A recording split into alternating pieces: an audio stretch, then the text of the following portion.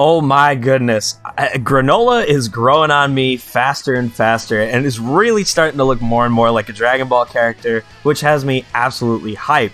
How's it going, everybody? Vegeta saying, what is good, all my Super Saiyan homies, here to bring you all sorts of Dragon Ball content. If you enjoy the video, please consider hitting that thumbs up, as it does help the video and channel to grow tremendously, and we are trying to hit those end-of-year goals just like every other YouTuber. So without further ado, let's talk about the spoilers for Chapter 79. So we did get the rough drafts a few days ago, however, we do have the release of the full summary, as well as, I think it's 12 more pages worth of stuff, so we'll take a look at them courtesy of DBS Hype over on Twitter, and yeah, let's just do that. No reason to beat around the bush. So obviously a lot of this is going to be Gas versus Granolah. That's going to be the major part. Oh wait, did I start in the right place? I think I may have started at the end.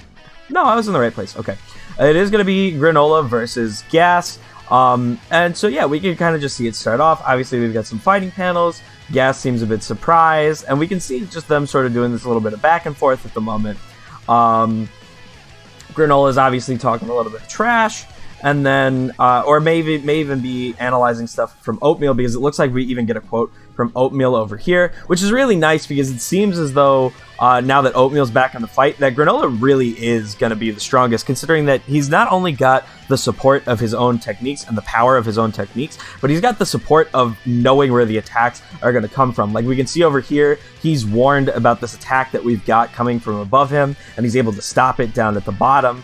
So this is really cool to me, and something that I critiqued Granolah for a while ago was how I really didn't like how he just was throwing away the people who care about him. But now he's taking the assistance from Monito, he's taking the assistance from Oatmeal again, and is even admitting that he needs his assistance to be the strongest in the universe. So again, Granolah's kind of growing on me a little bit. Next, we can look over to... Oh, gotta scroll the other way, excuse me. Next, we can look over to the battle raging on. We've got this really nice shot of him firing ki blasts at Gas, which seem to really do nothing, because he seems to instant transmission over to him. I don't know why I said instant teleportation, my goodness. Instant transmission all the way over to Granolah, which seems to catch Granolah off guard, because I think Granolah up until now seems to only think he was using the techniques that he had rather than inheriting things from the dragon like Granolah had inherited. So that seems to be how it is. He seems to be taken off guard, and this seems to be Gas confirming that, because if we do look at the summaries, Gas does confirm that he was trying to beat Granolah with only the techniques that he had used and created over the years. However, because of the wish, he did obtain other powers as well. As we can see with this little explosion, it almost looks like a small little Hakai. We did kind of see with the coloration of the beginning of the Granolah arc that it seems as though Granolah did have the ability to use a Hakai, so maybe Gas now knows that as well, or something similar to a Hakai. So maybe Gas now knows that technique as well. And now we've got this awesome shot of Granolah ripping off the jacket. He's got the black t-shirt and the suspenders, which I've been saying on Twitter for the last few hours now. I absolutely love. This is an amazing design. This isn't for me like Moro 7-3, where it was a bit of a regression into like a more basic design and less unique.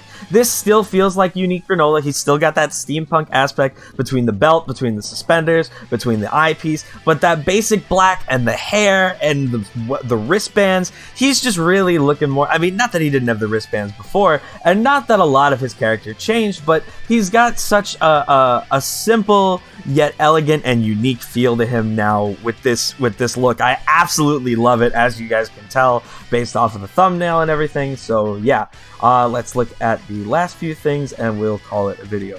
So we get this beautiful shot over here. My goodness, of Granolah kicking at Gas. Like, look at the detail on this. This is incredible.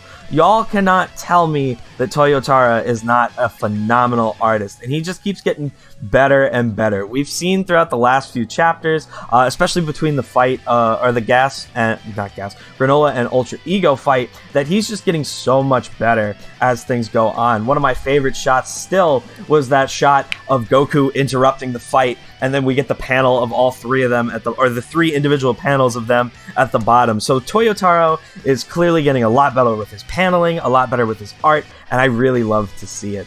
Let's keep on going. Let's take another look. We've got Gas looking pretty worried over here, pulling another Captain America, making another shield for himself, and Granola's just going out on the offensive, just does not care at all whatsoever, which I'm really loving. I'm loving the fact that it's just Granola's going out all in again. He's not pulling out techniques from his ass like he was in the fights with Vegeta and with Goku. He's just throwing punches, running the hands, listening to the advice from Oatmeal. He's doing everything I critiqued him on in the previous chapters, so I love to see the evolution of this character. And we've got this last shot. This last shot to me is incredible. I think this is going to be where the chapter ends off, which if we... Here, let me see what Vegeta's trying to say.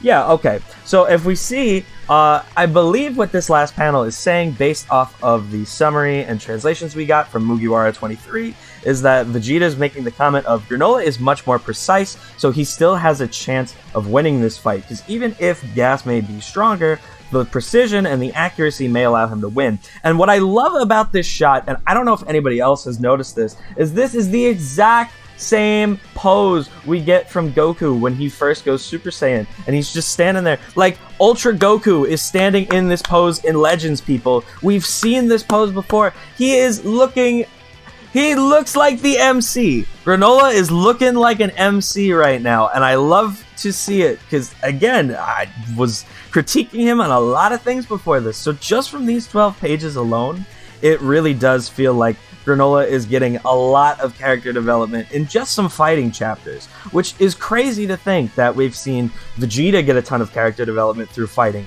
Goku get a ton of character development through fighting, and now Granolah get a ton of character development through fighting. It just goes to show that there is a level of depth to Dragon Ball that people like to forget about, and even when there's not even that much dialogue going on, Toyotaro Toriyama do an excellent job of building the world and telling a story. So thank you all for watching the video. I hope you all enjoyed, and I hope you all are as excited for the chapter as I am. I will see you all in a few days for the chapter review. Peace out. Have a great rest of your day.